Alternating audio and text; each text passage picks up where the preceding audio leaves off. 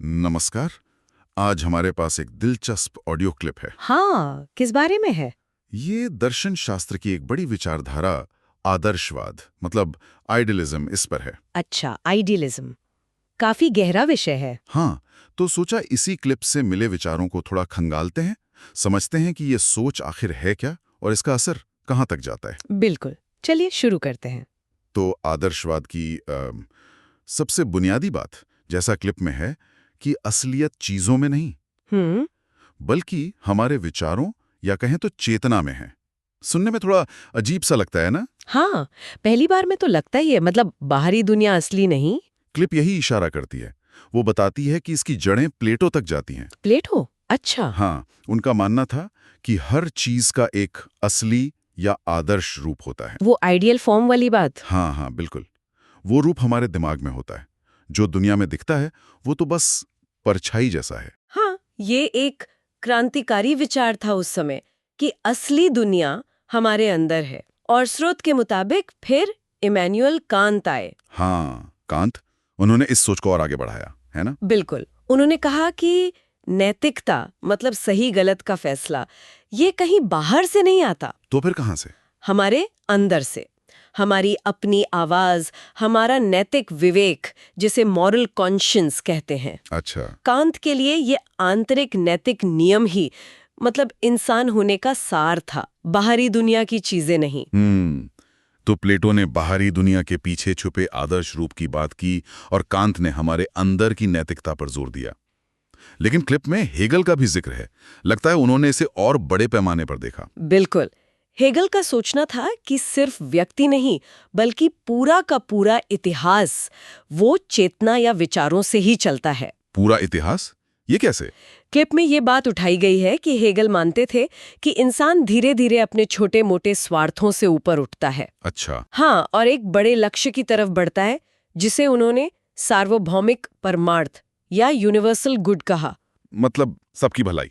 हाँ, एक तरह से सिर्फ अपनी नहीं बल्कि सबकी भलाई के बारे में सोचना, उस दिशा में बढ़ना। और हेगल ने विचारों के आगे बढ़ने का एक तरीका भी बताया था, है ना? कुछ टकराव जैसा कुछ। हाँ, उसे द्वंद्वात्मक प्रक्रिया या डायलेक्टिक प्रोसेस कहते हैं।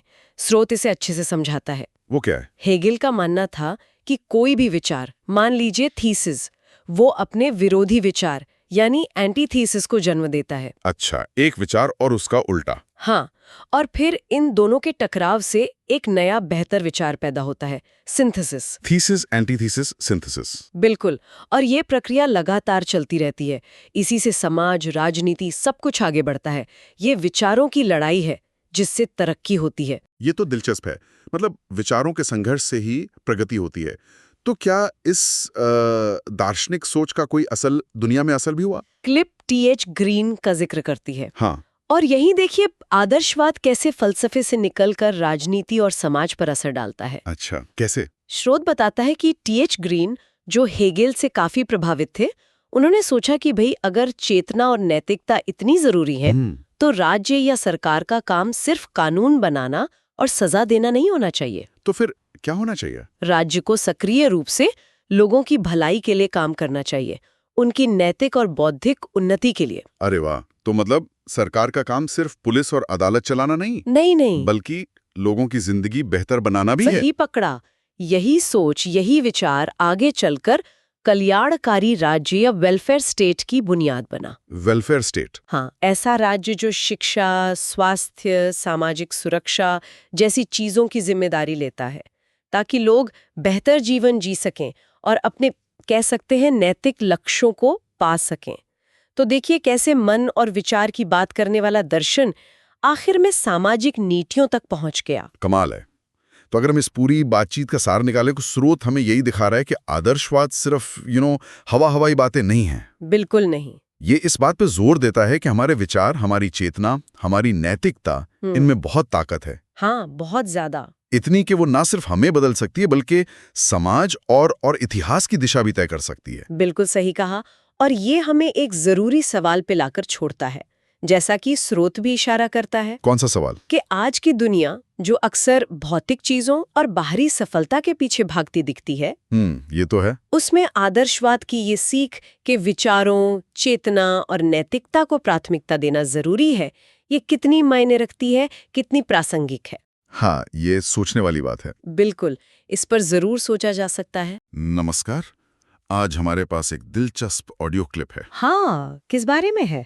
ये दर्शन शास्त्र की एक बड़ी विचारधारा आदर्शवाद मतलब आइडियलिज्म इस पर है। अच्छा, आइडियलिज्म काफी गहरा विषय है। हाँ, तो सोचा इसी क्लिप से मिले विचारों को थोड़ा खंगालते हैं, समझते हैं कि ये सोच आखिर है क्या और इसका असर कहाँ तक जाता है। बिल्कुल, चलिए शुरू करते हैं। तो आदर्शवाद की सबसे बुनियादी बात, जैसा क्लिप में है, कि असलियत चीजों में नहीं, बल्कि हमारे विचारों या कहें तो चेतना में है। सुनने में थोड़ा अजीब सा लगता है ना? हाँ, पहली बार में तो लगता ही है, मतलब बाहरी दुनिया असली नहीं। क्लिप यही इशारा करती है। वो बताती है कि इसकी जड़ें प्लेटो तक जाती हैं। प्लेटो? अच्छा। हाँ, उनका मानना था कि हर चीज का एक असली या आदर्श रूप होता है। वो आइडियल फॉर्म वाली बात। हाँ हाँ, बिल्कुल। वो रूप हमारे दिमाग में होता है। जो दुनिया में दिखता है वो तो बस परछाई जैसा है। हाँ, ये एक क्रांतिकारी विचार था उस समय कि असली दुनिया हमारे अंदर है। और स्रोत के मुताबिक फिर इमैनुअल कांत आए। हाँ, कांत, उन्होंने इस सोच को और आगे बढ़ाया, है ना? बिल्कुल, उन्होंने कहा कि नैतिकता मतलब सही गलत का फैसला ये कहीं बाहर से नहीं आता, तो फिर कहाँ से? हमारे अंदर से। हमारी अपनी आवाज, हमारा नैतिक विवेक, जिसे मॉरल कॉन्शियंस कहते हैं। अच्छा। कांत के लिए ये आंतरिक नैतिक नियम ही मतलब इंसान होने का सार था, बाहरी दुनिया की चीजें नहीं। तो प्लेटो ने बाहरी दुनिया के पीछे छुपे आदर्श रूप की बात की और कांत ने हमारे अंदर की नैतिकता पर जोर दिया। लेकिन क्लिप में हेगल का भी जिक्र है। लगता है उन्होंने इसे और बड़े पैमाने पर देखा। बिल्कुल, हेगल का सोचना था कि सिर्फ व्यक्ति नहीं बल्कि पूरा का पूरा इतिहास वो चेतना या विचारों से ही चलता है। पूरा इतिहास? ये कैसे? क्लिप में ये बात उठाई गई है कि हेगल मानते थे कि इंसान धीरे धीरे अपने छोटे मोटे स्वार्थों से ऊपर उठता है। अच्छा। हाँ, और एक बड़े लक्ष्य की तरफ बढ़ता है जिसे उन्होंने सार्वभौमिक परमार्थ या यूनिवर्सल गुड कहा। मतलब सबकी भलाई। हाँ, एक तरह से सिर्फ अपनी नहीं बल्कि सबकी भलाई के बारे में सोचना, उस दिशा में बढ़ना। और हेगल ने विचारों के आगे बढ़ने का एक तरीका भी बताया था, है ना? कुछ टकराव जैसा कुछ। हाँ, उसे द्वंद्वात्मक प्रक्रिया या डायलेक्टिक प्रोसेस कहते हैं। स्रोत इसे अच्छे से समझाता है। वो क्या है? हेगल का मानना था कि कोई भी विचार, मान लीजिए थीसिस, वो अपने विरोधी विचार यानी एंटीथीसिस को जन्म देता है। अच्छा, एक विचार और उसका उल्टा। हाँ, और फिर इन दोनों के टकराव से एक नया बेहतर विचार पैदा होता है, सिंथेसिस। Thesis, antithesis, synthesis. बिल्कुल, और ये प्रक्रिया लगातार चलती रहती है। इसी से समाज, राजनीति सब कुछ आगे बढ़ता है। ये विचारों की लड़ाई है जिससे तरक्की होती है। ये तो दिलचस्प है। मतलब विचारों के संघर्ष से ही प्रगति होती है। तो क्या इस दार्शनिक सोच का कोई असल दुनिया में असर भी हुआ? क्लिप टीएच ग्रीन का जिक्र करती है। हाँ। और यही देखिए आदर्शवाद कैसे फलसफे से निकलकर राजनीति और समाज पर असर डालता है। अच्छा, कैसे? स्रोत बताता है कि टीएच ग्रीन, जो हेगेल से काफी प्रभावित थे, उन्होंने सोचा कि भाई अगर चेतना और नैतिकता इतनी जरूरी है तो राज्य या सरकार का काम सिर्फ कानून बनाना और सजा देना नहीं होना चाहिए। तो फिर क्या होना चाहिए? राज्य को सक्रिय रूप से लोगों की भलाई के लिए काम करना चाहिए, उनकी नैतिक और बौद्धिक उन्नति के लिए। अरे वाह, तो मतलब सरकार का काम सिर्फ पुलिस और अदालत चलाना नहीं, बल्कि लोगों की जिंदगी बेहतर बनाना भी है। सही पकड़ा। यही सोच, यही विचार आगे चलकर कल्याणकारी राज्य या वेलफेयर स्टेट की बुनियाद बना। Welfare state? हाँ, ऐसा राज्य जो शिक्षा, स्वास्थ्य, सामाजिक सुरक्षा जैसी चीजों की जिम्मेदारी लेता है ताकि लोग बेहतर जीवन जी सकें और अपने, कह सकते हैं, नैतिक लक्ष्यों को पा सकें।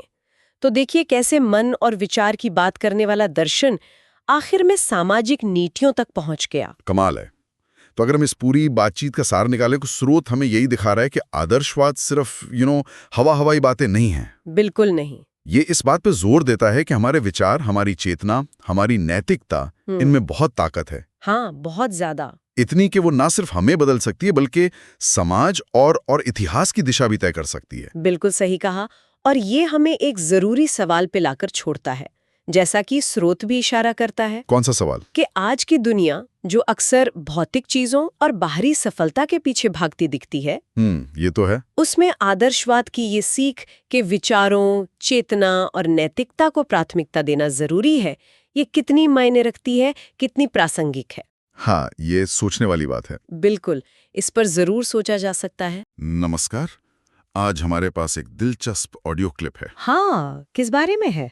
ये दर्शन शास्त्र की एक बड़ी विचारधारा आदर्शवाद मतलब आइडियलिज्म इस पर है। अच्छा, आइडियलिज्म काफी गहरा विषय है। हाँ, तो सोचा इसी क्लिप से मिले विचारों को थोड़ा खंगालते हैं, समझते हैं कि ये सोच आखिर है क्या और इसका असर कहाँ तक जाता है। बिल्कुल, चलिए शुरू करते हैं।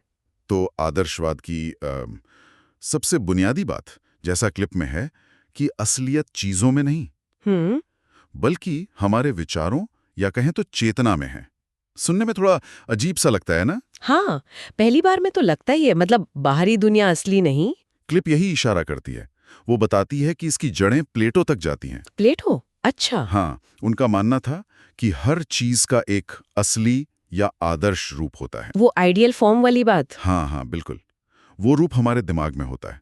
जो दुनिया में दिखता है वो तो बस परछाई जैसा है। हाँ, ये एक क्रांतिकारी विचार था उस समय कि असली दुनिया हमारे अंदर है। और स्रोत के मुताबिक फिर इमैनुअल कांत आए। हाँ, कांत, उन्होंने इस सोच को और आगे बढ़ाया, है ना? बिल्कुल, उन्होंने कहा कि नैतिकता मतलब सही गलत का फैसला ये कहीं बाहर से नहीं आता, तो फिर कहाँ से?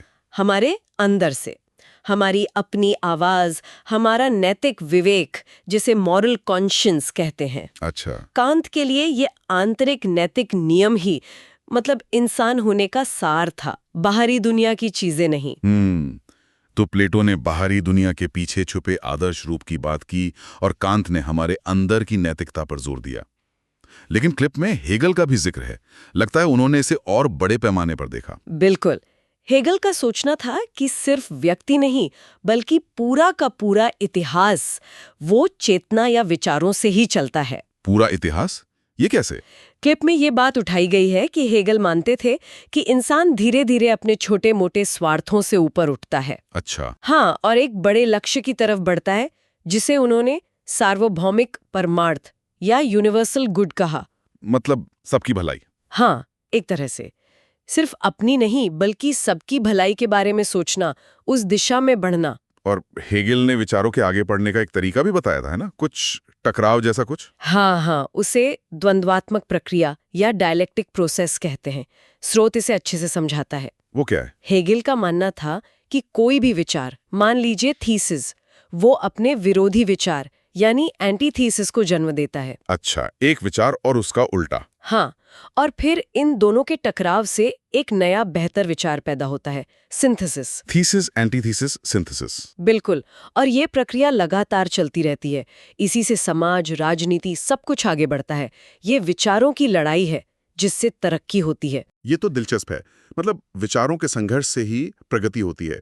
तो क्या इस दार्शनिक सोच का कोई असल दुनिया में असर भी हुआ? क्लिप टीएच ग्रीन का जिक्र करती है। हाँ। और यही देखिए आदर्शवाद कैसे फलसफे से निकलकर राजनीति और समाज पर असर डालता है। अच्छा, कैसे? स्रोत बताता है कि टीएच ग्रीन, जो हेगेल से काफी प्रभावित थे, उन्होंने सोचा कि भाई अगर चेतना और नैतिकता इतनी जरूरी है तो राज्य या सरकार का काम सिर्फ कानून बनाना और सजा देना नहीं होना चाहिए। तो फिर क्या होना चाहिए? राज्य को सक्रिय रूप से लोगों की भलाई के लिए काम करना चाहिए, उनकी नैतिक और बौद्धिक उन्नति के लिए। अरे वाह! तो मतलब सरकार का काम सिर्फ पुलिस और अदालत चलाना नहीं, बल्कि लोगों की जिंदगी बेहतर बनाना भी है। सही पकड़ा। यही सोच, यही विचार आगे चलकर कल्याणकारी राज्य या वेलफेयर स्टेट की बुनियाद बना। Welfare state? हाँ, ऐसा राज्य जो शिक्षा, स्वास्थ्य, सामाजिक सुरक्षा जैसी चीजों की जिम्मेदारी लेता है ताकि लोग बेहतर जीवन जी सकें और अपने कह सकते हैं नैतिक लक्ष्यों को पा सकें। तो देखिए कैसे मन और विचार की बात करने वाला दर्शन आखिर में सामाजिक नीतियों तक पहुंच गया। कमाल है। तो अगर हम इस पूरी बातचीत का सार निकालें तो स्रोत हमें यही दिखा रहा है कि आदर्शवाद सिर्फ हवा हवाई बातें नहीं हैं। बिल्कुल नहीं। ये इस बात पे जोर देता है कि हमारे विचार, हमारी चेतना, हमारी नैतिकता, इनमें बहुत ताकत है। हाँ, बहुत ज्यादा। इतनी कि वो ना सिर्फ हमें बदल सकती है बल्कि समाज और इतिहास की दिशा भी तय कर सकती है। बिल्कुल सही कहा। और ये हमें एक जरूरी सवाल पे लाकर छोड़ता है, जैसा कि स्रोत भी इशारा करता है कौन सा सवाल? कि आज की दुनिया जो अक्सर भौतिक चीजों और बाहरी सफलता के पीछे भागती दिखती है, ये तो है। उसमें आदर्शवाद की ये सीख के विचारों, चेतना और नैतिकता को प्राथमिकता देना जरूरी है, ये कितनी मायने रखती है, कितनी प्रासंगिक है। हाँ, ये सोचने वाली बात है। बिल्कुल, इस पर जरूर सोचा जा सकता है।